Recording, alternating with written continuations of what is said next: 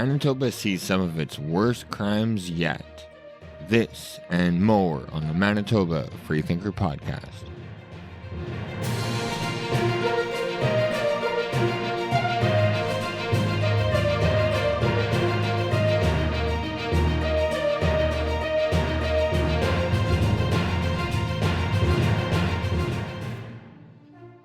Welcome back to another show, ladies and gentlemen. I hope you're having a wonderful day as always. Quick question, do you guys feel safe in Manitoba? Like on general, just on an average day? Do you guys feel safe? Let me know where you're from in Manitoba. And if you're not from Manitoba, we do have listeners all over Canada and the US. Let me know if you've ever visited Manitoba and if you've just felt safe in like an overall sense. I can tell you that I generally do feel safe in Manitoba, but I am from Winnipeg, and there are certain areas at night that I wouldn't necessarily feel safe at, like downtown or certain areas in the north end. They are dangerous, and it's not like I would be scared or anything. I just feel like sometimes, you're rolling the dice on some bad shit happening. But either way, Manitoba, let me know. I want to hear from you. Let me know where you're from. And like I said, if you just feel safe on an average everyday basis.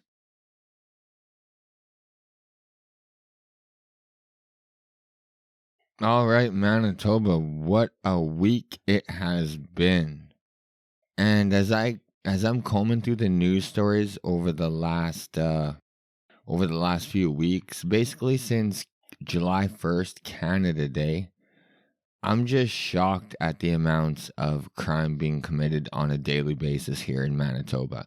And I'm shocked at the types of crimes and who they're being committed to. I'm in my late 30s, and I don't know maybe if I haven't been paying close attention to this in the past, and if it's always been like this in Manitoba, or if Manitoba truly is going down the shithole in a hurry. But some of these last few articles I read are truly fucking horrible.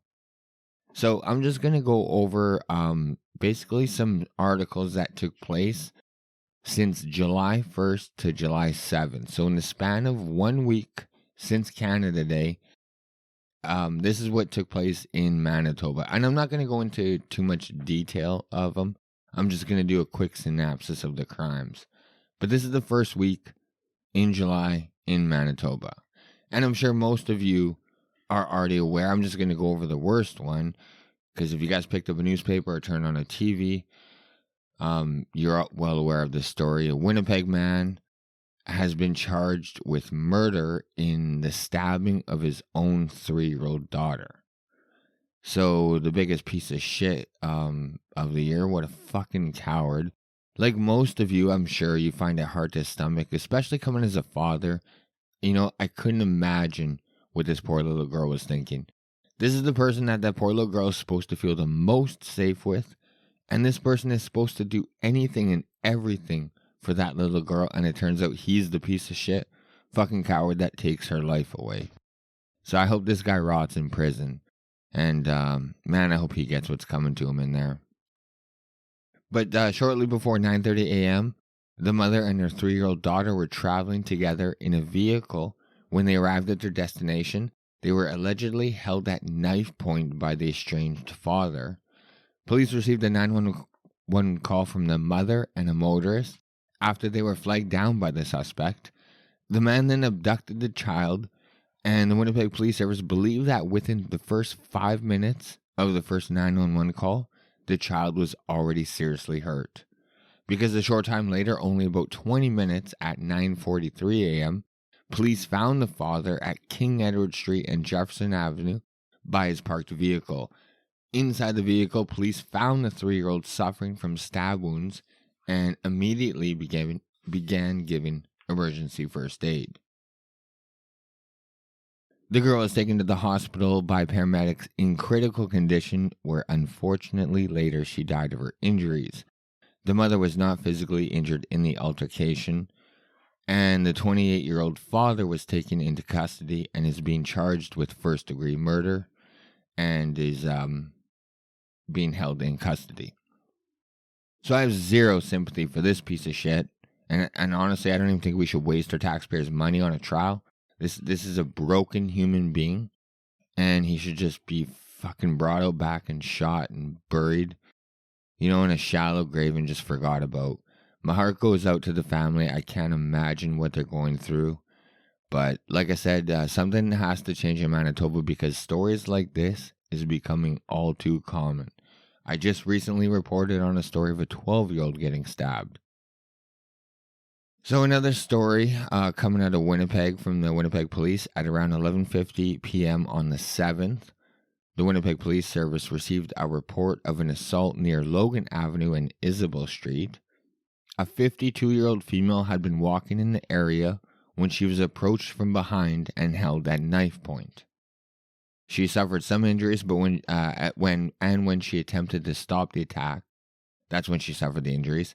So she was later transported to the hospital in stable condition, and detectives are working on obtaining a suspect description and a motive for the incident. So once again, another knife attack in Winnipeg. It just seems like every day in Winnipeg or in Manitoba, I could report knife attacks over and over and over. And they're not just assaults. They're also homicides that I'm reporting. Also on July 7th, members of the Guns and Gang Unit, with the assistance of the Tactical Support Team and other officers, executed several search warrants at 2 residences in Winnipeg. One was in the first 100 block of Parkdale Drive and the other in the 500 block of Waterfront Drive. Several people were taken into custody and a number of items were seized. But when the Winnipeg Police Services showed up to one of the homes, it actually kicked off a standoff between the police and the occupants inside the house. It eventually ended with the arrest of 6 individuals, and when officers searched the residence, they found 3 loaded guns, 2 of them which had their serial numbers removed, a stun gun, body armor, fentanyl patches, crack cocaine, and about $8,000 in cash. On the previous day, on July 6th, Winnipeg Police Services responded to an assault in the 300 block of Selkirk Avenue. A male had been seen kicking an elderly male in the head and causing injuries. Officers located a crowd tending to the injured 72-year-old male. He was then transported to the hospital where he remains at the time I adjourned this recording. It was determined that the victim had been walking in the area when a lone suspect assaulted him. The victim was pushed to the ground, and then the suspect continued to violently assault him, rendering him unconscious. Then rummaged through his clothing prior to leaving. And a 21-year-old male from Winnipeg has been charged with robbery and assault causing bodily harm and was detained in custody. So in Winnipeg, we have a 21-year-old beating up a 72-year-old man, and we have a 28-year-old piece of shit stabbing his own 3-year-old daughter. Like, what the fuck is going on here, Manitoba? And I don't know if you're aware of this or not, but after the death of George Floyd, when there were calls coming from the States to defund the police, that made its way up here in Manitoba. And there were organizations in Winnipeg that were calling for defunding our police. Like, these people must have their head in the sand. We need more police, and a lot more. And we also need our police to be patrolling the streets outside of their patrol cars. They actually need to be walking the streets. They need to have a visible presence in these neighborhoods. So, I mean, I don't know why they're calling for defunding of the police. I think we need the exact opposite. Our crime rates are going up. And you know what? We definitely need more of a deterrence factor in Canada. You know, like I said in previous shows, we need harsher sentences for violent crimes. But, you know, honestly, I'll stick to my earlier statement. The guy who stabbed his 3-year-old should just be shot and forgotten about. But that was Winnipeg in the last few days. Well, I mean, that was Winnipeg from July 1st to July 7th. But not to be outdone, our surrounding cities and towns came in strong with crime problems of their own. So, On July 1st in Ashburn, RCMP responded to reports of two suspects, one which was armed with a firearm, was threatening residents at a home. And when officers responded, the two males took flight. With the assistance of the RCMP police dog services, they located a vehicle nearby the motel and the two males that were involved in the incident. Both were placed under arrest, and officers recovered a small quantity of pills and firearms, one which had a suppressor. They also took in prohibited brass knuckles and a prohibited switchblade. A 21-year-old male and a 30-year-old male were both charged and remanded into custody. So, again, a 21-year-old male. Like, there's a common thread at how young these people are. So I'll take you over to Thompson, Manitoba on July 5th. RCMP responded to 3 different calls in the span of 24 hours. And if you guys recall, Thompson is the most dangerous place to live in Canada. So out of the 3 calls, 2 of the suspects were found to be in possession of a machete, and the 3rd suspect was in possession of a firearm. At 2:25 a.m., officers responded to a fight in progress on Parkway Crescent, where it was reported that 2 suspects were in possession of weapons.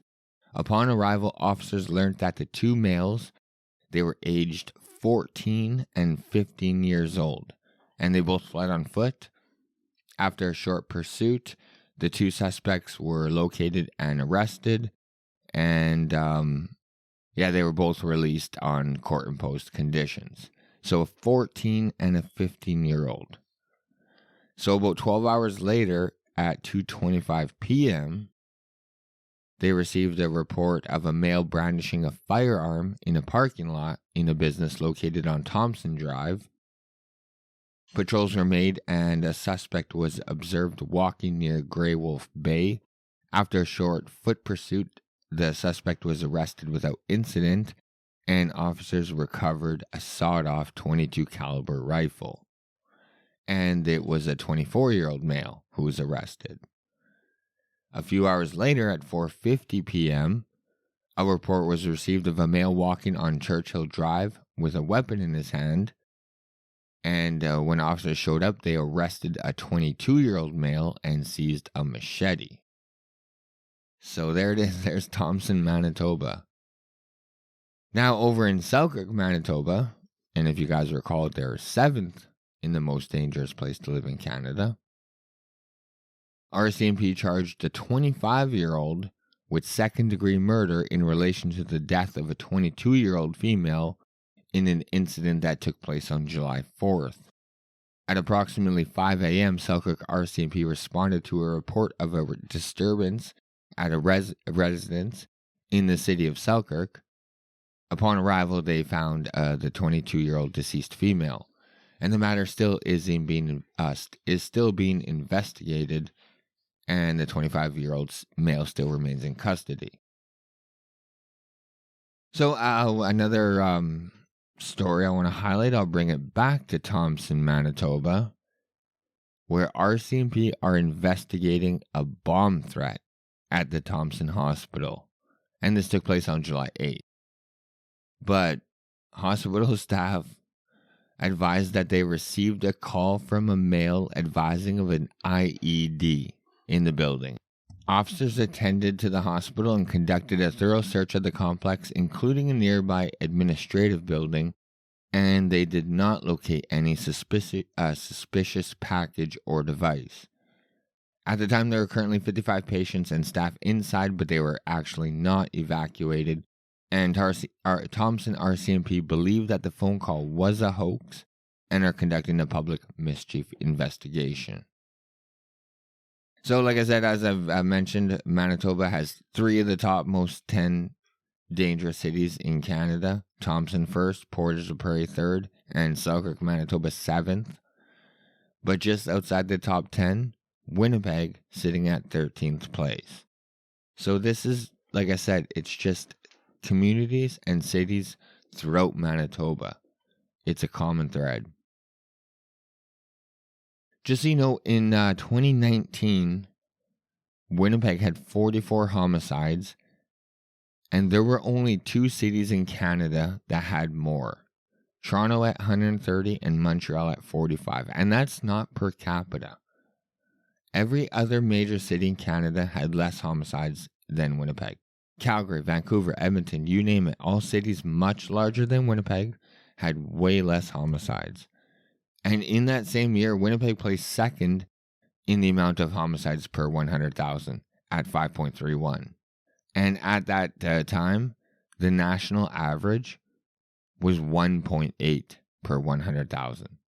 So Winnipeg was almost 3 times the national average.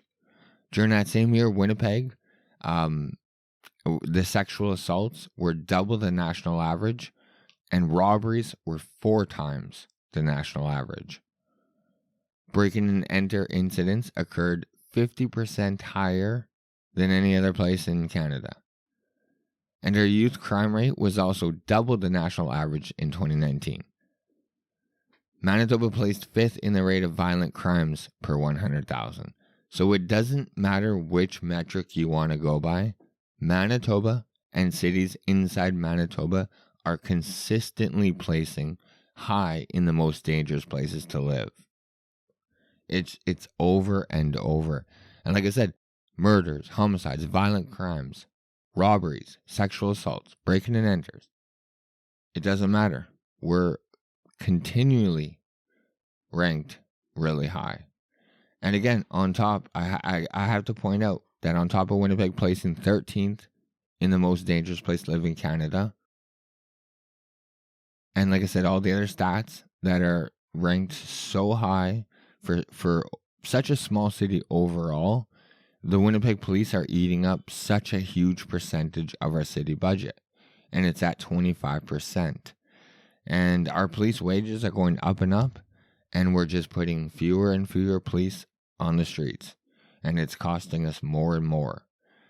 So like Manitoba is not getting our money's worth. Why do we have so many cities that rank so high in the most dangerous places to live in Canada?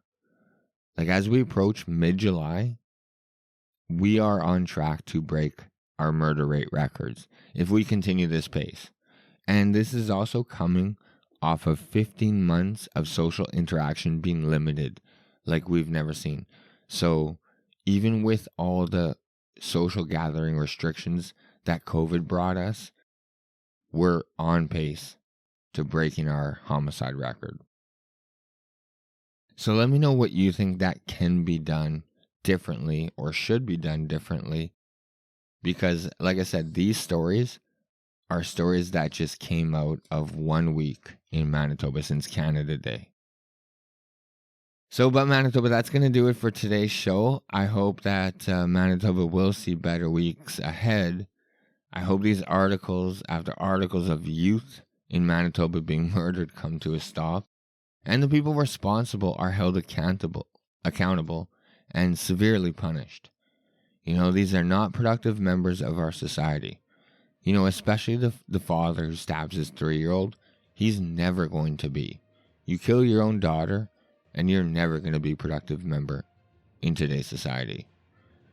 And since we don't have the death penalty here in Canada, he should never be set foot as a free man again. He should die in prison. But I hope you and your family did stay safe. I hope you had a chance to get out and enjoy the hot weather we've been getting. Unfortunately, no rain yet. But I do want to thank you so much for tuning in to another episode. Like, share, subscribe, do all that good stuff out that helps the show. And leave comments. Comments.